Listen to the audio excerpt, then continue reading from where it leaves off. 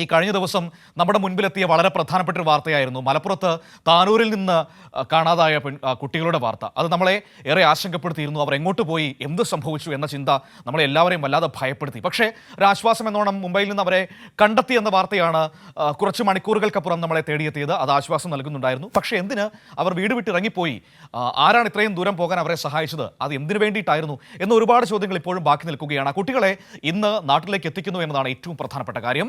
മലപ്പുറം താനൂരിൽ നിന്ന് കാണാതായ കുട്ടികളെ ഉച്ചയോടെ നാട്ടിലേക്ക് എത്തിക്കും. അന്വേഷണ സംഘം കുട്ടികളുമായി 12 മണിയോടെ തിരൂർ റെയിൽവേ സ്റ്റേഷനിലെത്തുമെന്നാണ് നമുക്ക് മനസ്സിലാക്കാൻ കഴിയുന്നത്.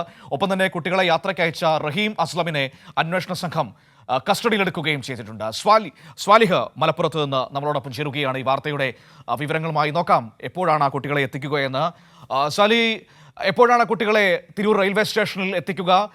ഒപ്പം തന്നെ രക്ഷിതാക്കൾക്കൊപ്പം എപ്പോഴാണ് മടക്കി അയക്കുക? ഇപ്പോൾ ഒരാളെ കസ്റ്റഡിയിൽ എടുത്തിട്ടുണ്ട് എന്നാണ് ഞാൻ മനസ്സിലാക്കുന്നത്. ഈ കുട്ടികളെ യാത്ര ചെയ്യാൻ സഹായിച്ചതിൻ്റെ പേരിലല്ലേ?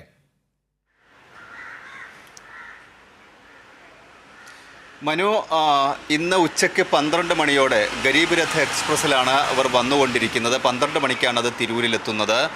അന്വേഷണ സംഘവും ഒപ്പമുണ്ട്. കുട്ടികളിൽ നിന്ന് വിശദമായി മൊഴി എടുക്കേണ്ടതുണ്ട്. എന്താണ് ഈ വീട് വിട്ടിറങ്ങാനുണ്ടായ കാരണം എന്നത് സംബന്ധിച്ച ഒരു വ്യക്തത പോലീസിനുണ്ടാക്കേണ്ടതുണ്ട്. അതിനു കൂടിയാണ് ഇവരെ യാത്രയിൽ സഹായിച്ച സുഹൃത്തിനെ കൂടി ഇപ്പോൾ പോലീസ് കസ്റ്റഡിയിലെടുത്തിട്ടുള്ളത്. ഇയാൾ മുംബൈയിലാണ് ഉണ്ടായിരുന്നത്. ഇയാളോട് വരാൻ വേണ്ടി പോലീസ് ആവശ്യപ്പെട്ടിരുന്നു, നാട്ടിലേക്ക് വരാൻ വേണ്ടി ആവശ്യപ്പെട്ടിരുന്നു. താനൂരിലേക്ക് ഇയാൾ നേരെ പോലീസ് സ്റ്റേഷനിലേക്ക് വരികയായിരുന്നു. അപ്പോഴാണ് ഇയാളെ കസ്റ്റഡിയിലെടുത്ത് ഇക്കാര്യങ്ങളിൽ ഒരു വ്യക്തത വരുത്തണം എന്നാണ് ജില്ലാ പോലീസ് മേധാവി പറഞ്ഞത്. കുട്ടികളെ ഇന്ന് കൊണ്ടുവന്നതിന് ശേഷം അവരെ നേരെ കൊണ്ടുപോകുന്നത് തിരൂരിലെ കോടതിയിൽ ഹാജരാക്കും. അതിനുശേഷം അവർക്ക് വേണ്ട കൗൺസിലിംഗ് നൽകേണ്ടതുണ്ട്. അതോടൊപ്പം തന്നെ ഈ പാരൻസിനെ ഉൾപ്പെടുത്തി അവർക്ക് ഒരു കൗൺസിലിംഗ് നൽകേണ്ടതുണ്ട്. അതിനൊക്കെ ശേഷമായിരിക്കും വീട്ടിലേക്ക് വിട്ടയക്കുക. വീട്ടിലേക്ക് പോകാനുള്ള ഒരു താല്പര്യക്കുറവ് കഴിഞ്ഞ ദിവസം ഈ കുട്ടികൾ പങ്കുവച്ചിരുന്നു. പക്ഷേ അതൊന്നും പോലീസ് കാര്യമാക്കുന്നില്ല. ചെറിയ കുട്ടികളാണ്, അവരേതെങ്കിലും തരത്തിലുള്ള ക്രൈമിലോ ഒന്നും അകപ്പെട്ടവരല്ല. അതുകൊണ്ട് തന്നെ പറഞ്ഞ് മനസ്സിലാക്കി കൗൺസിലിംഗ് നടത്തി അവരെ വീട്ടിലേക്ക് വിടാനുള്ള ഒരു ശ്രമമാണ് പോലീസിൻ്റെ ഭാഗത്തുനിന്ന് ഉണ്ടാവുക. പ്രത്യേകിച്ച് ചെറിയ കാര്യങ്ങളാണ്. കുട്ടികൾക്ക് വീട്ടിൽ നിന്ന് എന്തുകൊണ്ടാണ് അവർ വീട്ടിൽ നിന്ന് ഇറങ്ങിപ്പോയത് എന്ന് നമുക്ക് അറിഞ്ഞുകൂടാ. വീട്ടിലേക്ക് മടങ്ങി പോകുന്നതിൽ അവരൊരു വിസമ്മതം പ്രകടിപ്പിക്കുകയും ചെയ്തിട്ടുണ്ട്. അപ്പോൾ സ്വാഭാവികമായും ഒരു കൗൺസിലിങ്ങിലൂടെ എന്താണ് അവരുടെ പ്രശ്നമെന്ന് മനസ്സിലാക്കി അതിന് പരിഹാരം നിർദ്ദേശിച്ചുകൊണ്ട് രക്ഷിതാക്കൾക്കൊപ്പം വിടുക എന്നത് തന്നെയാണ് അതിൻ്റെ ഏറ്റവും പ്രധാനപ്പെട്ട കാര്യം. ആ കൗൺസിലിംഗ് അടക്കമുള്ള കാര്യങ്ങൾ ഇന്ന് തന്നെ ഉണ്ടാകുമോ? അതിനുള്ള ഏർപ്പാടുകളൊക്കെ ചെയ്തിട്ടുണ്ടോ?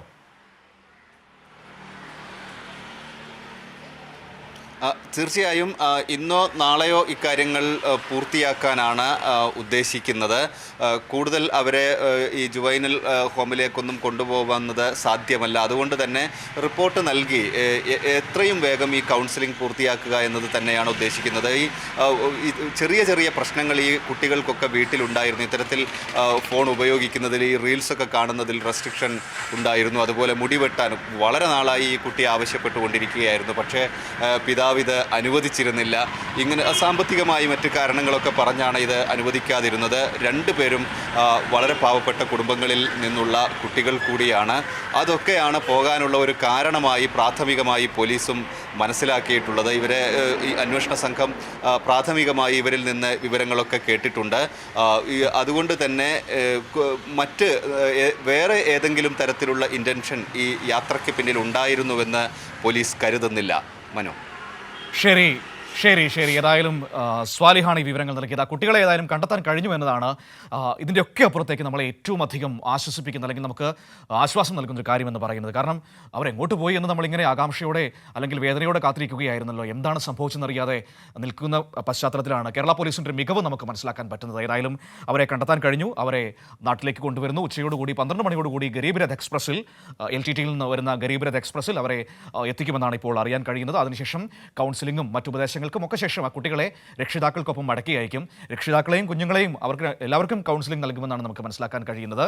അപ്പോൾ ആ രീതിയിൽ മടക്കി അയക്കും. ഒപ്പം തന്നെ ഈ കുട്ടികളെ യാത്രയിൽ സഹായിച്ച റഹീം എന്ന് പറയുന്ന ആളെ കസ്റ്റഡിയിൽ എടുത്തിട്ടുണ്ട്. എന്തായിരുന്നു യാത്രയുടെ ഉദ്ദേശം, എന്തുകൊണ്ടാണ് നിങ്ങൾ അവരുമായിട്ട് എങ്ങനെ കണക്ഷൻ ഉണ്ടായി എന്നതടക്കമുള്ള കാര്യങ്ങളൊക്കെ അറിയേണ്ടതുണ്ട്. അപ്പോൾ ആ പ്രശ്നങ്ങൾക്ക് വേണ്ടിയിട്ടാണ് റഹീമിനെ ചോദ്യം ചെയ്യുകയും ഒക്കെ ചെയ്യേണ്ടി വരുന്നത്. അപ്പോൾ ആ രീതിയിൽ കാര്യങ്ങൾ മുന്നോട്ട് പോകുന്നു. ഇനി മറ്റെന്തെങ്കിലും ദുരൂഹതകൾ അതിന് പുറകിലുണ്ടോ ഉണ്ടെങ്കിൽ അതും കണ്ടുപിടിക്കേണ്ടതാണ്. ഏതായാലും നമുക്ക് പോലീസിനെ വിശ്വസിക്കാം. അവർ അത് ആ രീതി വളരെ വൃത്തിയായി അവർ ചെയ്യും, അവരുടെ ജോലി ചെയ്യുമെന്ന് തന്നെ നമുക്ക് ഉറപ്പായും മനസ്സിലാക്കാൻ പറ്റും. ഈ കുട്ടികളെ കണ്ടുപിടിച്ച ആ ഒരു മികവിൽ നിന്ന് തന്നെ നമുക്ക് മനസ്സിലാക്കാൻ കഴിയും.